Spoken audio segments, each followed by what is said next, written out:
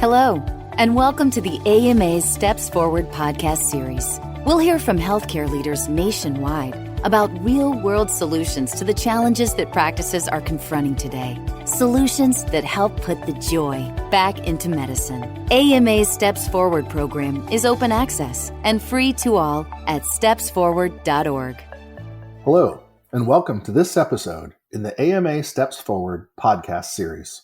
This is your host, Dr. Kevin Hopkins, a family medicine physician and senior physician advisor here at the AMA. In healthcare, we're bound to experience difficult conversations, whether that be interpersonally between colleagues, professionally with someone who may be a direct report, or maybe with our patients in the exam room. It can be hard to know what to think and what to say, and even how to respond when you're in the thick of an emotionally charged interaction. We'll walk through a blueprint today for difficult conversations. And for that, I'm joined by Dr. Kevin Taylor, a board-certified internal medicine physician with 30 years of experience as a senior executive and professional coach, and Marlene Chism, a consultant, trainer, professional speaker, and author of the recently published book, From Conflict to Courage.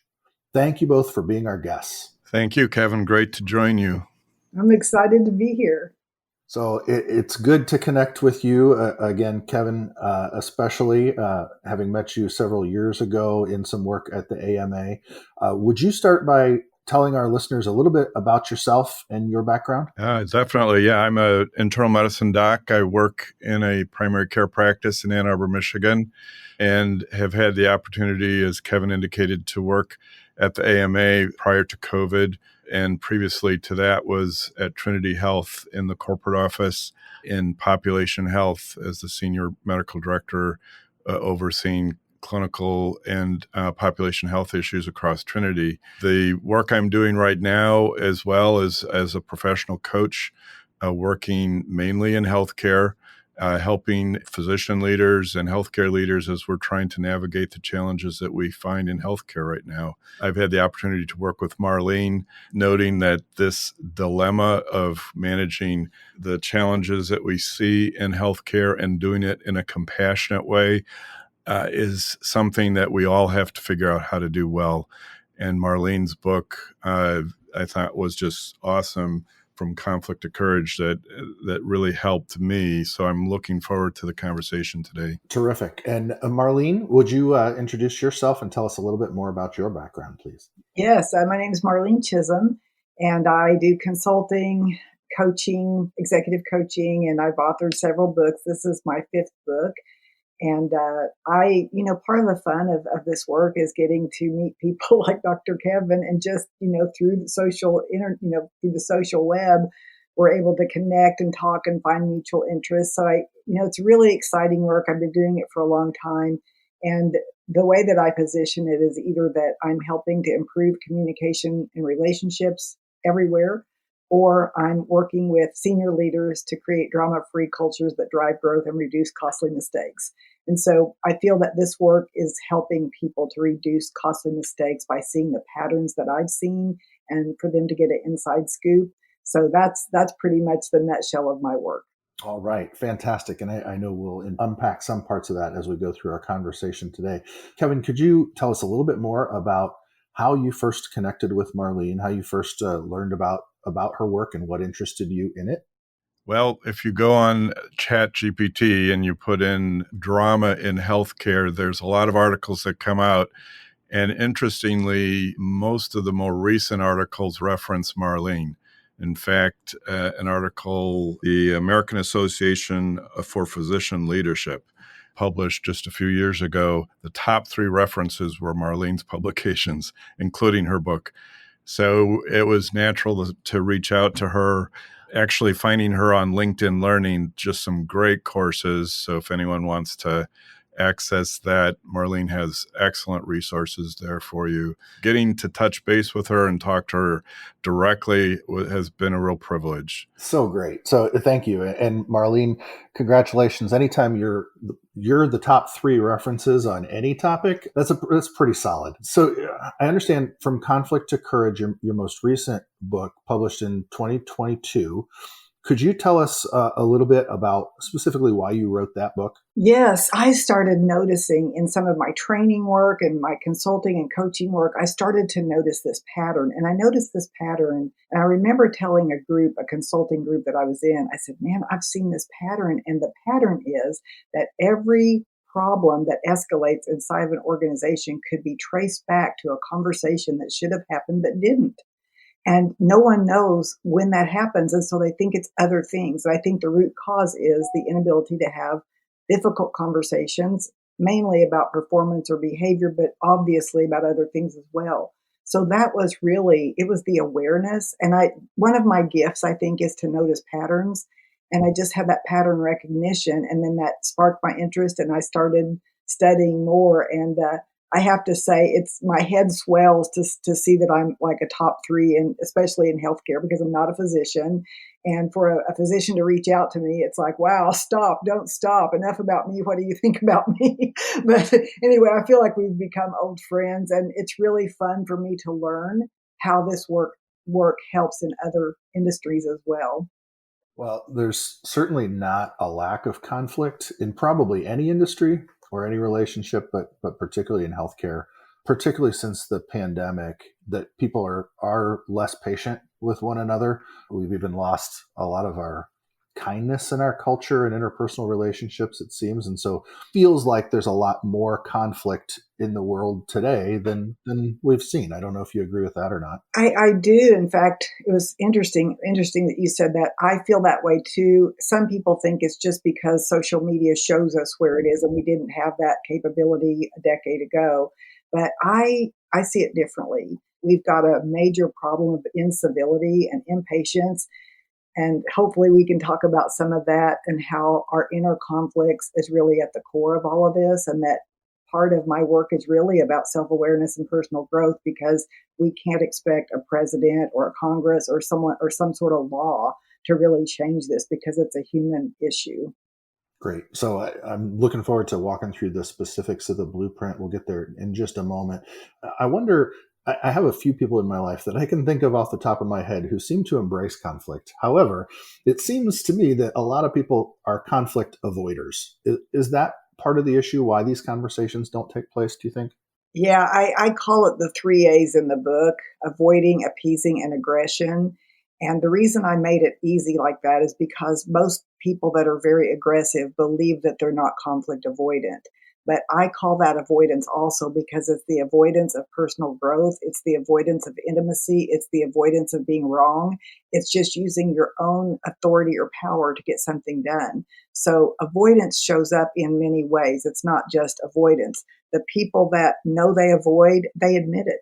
They have this awareness. I avoid. I'm scared of it. I don't like. I'm harmonious.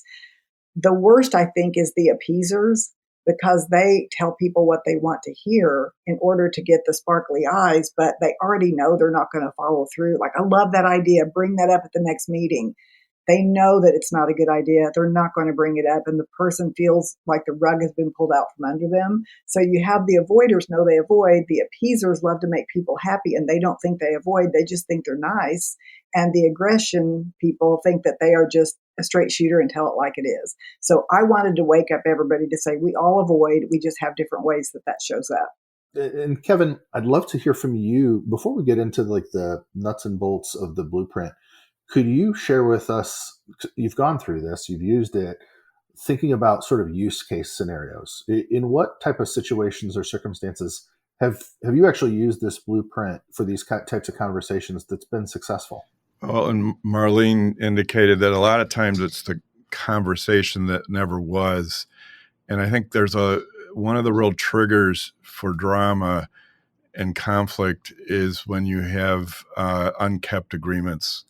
An example being a physician who just has a habit of showing up late to start his practice, to start the day. And you know how that can just infect the entire office, patient satisfaction, the flow of the office, and so forth. I think in those situations, it's always helpful to think about the blueprint. Marlene's blueprint kind of gets into, this is, what I'm noticing. This is the story I'm telling myself. I'm curious what's going on your end. So you give that space for them. And the fact is that, there are issues that you need to be aware of and to be cognizant of that maybe need to be negotiated and addressed, whether it's family issues or, physicians who have to travel through crazy traffic. But to clarify then what you want and the expectation you have, and then are they willing?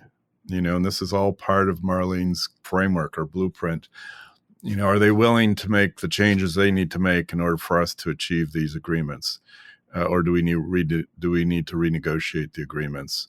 How can a model like this help to improve key organizational characteristics? One thing I could share is a study that was just published recently. It was a compassionate leadership assessment.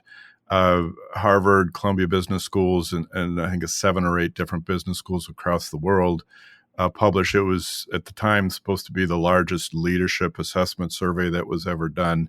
And they were basically trying to get at this both and.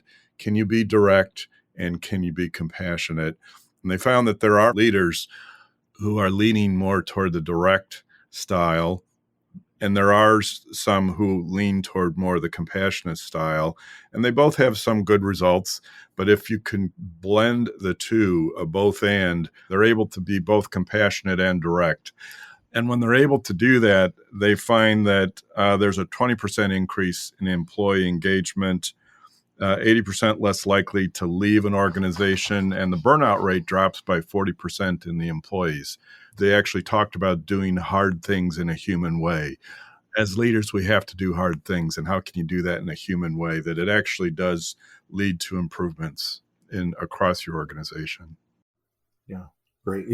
So as you were telling about that, Kevin, it made me think of a coworker of mine who says clear is kind. And I have a family member who says compassion is kind.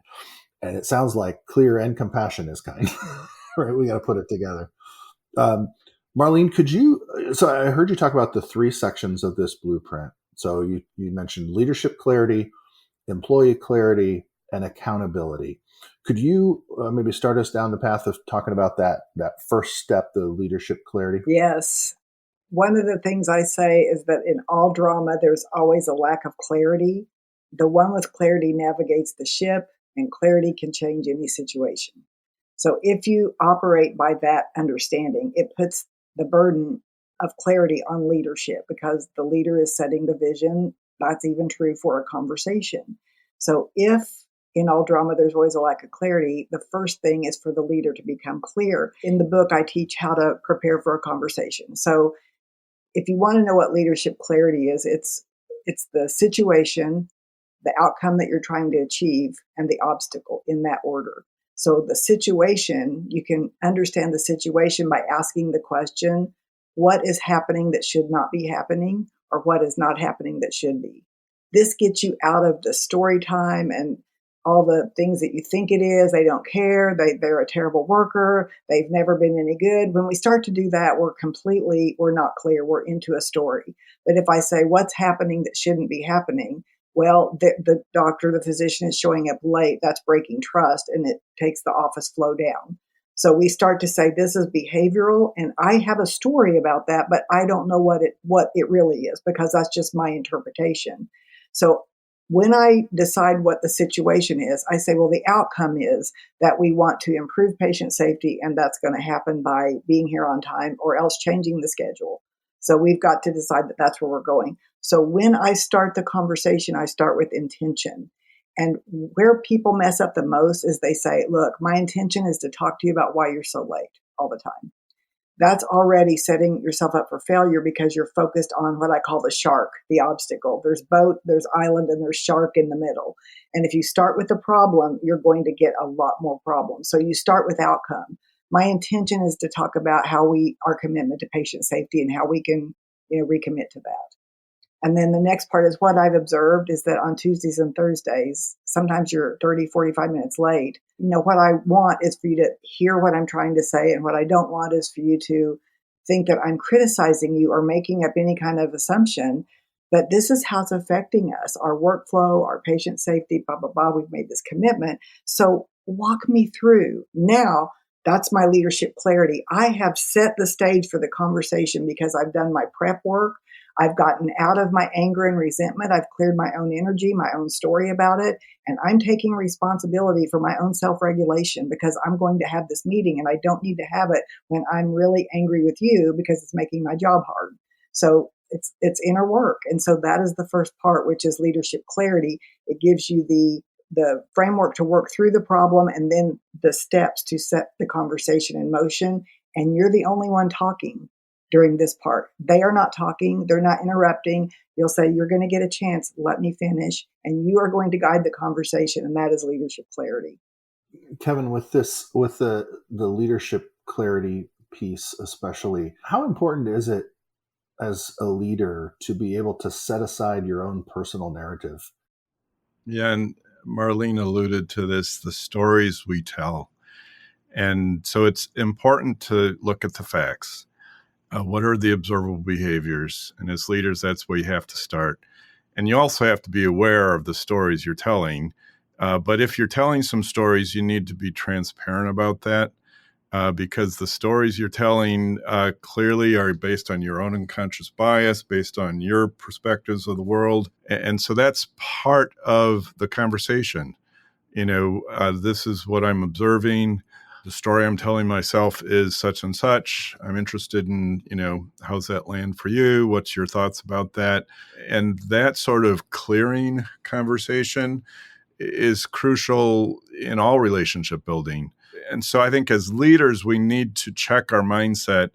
And that's where I think having an outcome focus that's curious, that's open-minded, like Marlene said, if we came right away and just said, I just want to tell you, you got to show up on time.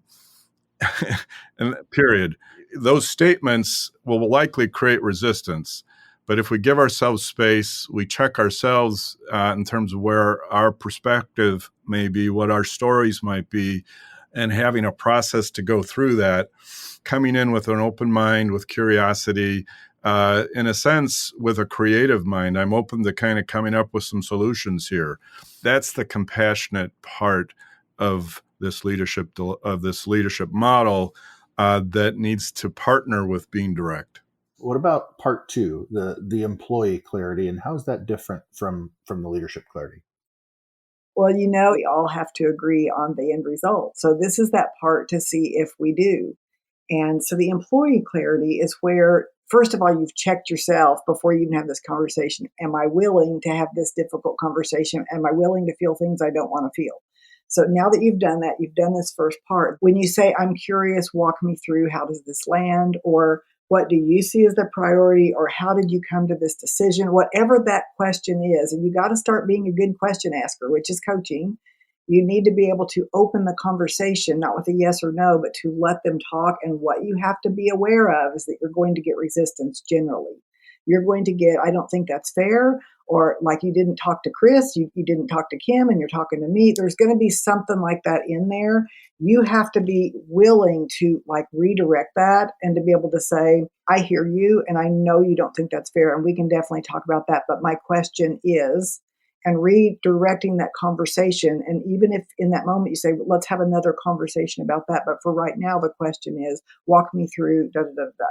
And so I always say willingness is the fulcrum point of change. Nothing happens if someone's not willing. So you have to figure out how to listen for that and to be able to say, I understand it will take extra time. Are you willing to do it if I give you an extra month? Well, it's not really about that. It's that I don't think Bill would like it. Okay, well, so does it matter that Bill likes it? Are you willing to do it anyway because I've asked you to do it? You're trying to figure out how to move that needle, and I call that the fulcrum point of change, because as long as there's resistance, even if you think that they're going to do it, you can tell when you become a good listener, you can tell that there's going to be another excuse later. Are there certain types of resistance that are maybe easier to overcome than others, or some that are, I guess, more challenging to overcome? That's an interesting question. I want to frame it from kind of a general perspective, but maybe we can break it down. When I'm teaching this, I talk about three kinds of resistance. So the first one is your own resistance. So that's where, Dr. Kevin and I are talking about doing your inner work. Am I willing to do this thing that feels really out of my comfort zone. I've never been good at it. Like, that's my own resistance. I know that I'm resisting. I'm negative. I'm stuck. I don't want to move forward. If we're aware, we know that we're resistant towards certain things. The second level is someone else's resistance. And normally in the corporate world, I would say we notice this by excuses, negativity, gossip. Like, they're just distracted. They're not getting their work done. There's all kinds of here's why it won't work mentality and here's the problem mentality. The third level is where we get stuck and we don't realize it. And I call it resisting their resistance. So what this means is, I'm going to say, if I'm coaching a leader and they say, look, I've already talked to them and I already know what they're going to say. They're resisting what they know is going to be said. So therefore, they're not going to have the conversation. So I say, are you willing for them to say what they're going to say and you have the conversation anyway? Well, yeah, but it's like, what's going to happen is I'm going to have to let them go if da-da-da-da-da. I'll say, are you willing to let them go? Because you're resisting what you have to do. And it's your resistance, not theirs. They are making a choice by their resistance. If they can't align with mission, vision, values, you can still be compassionate.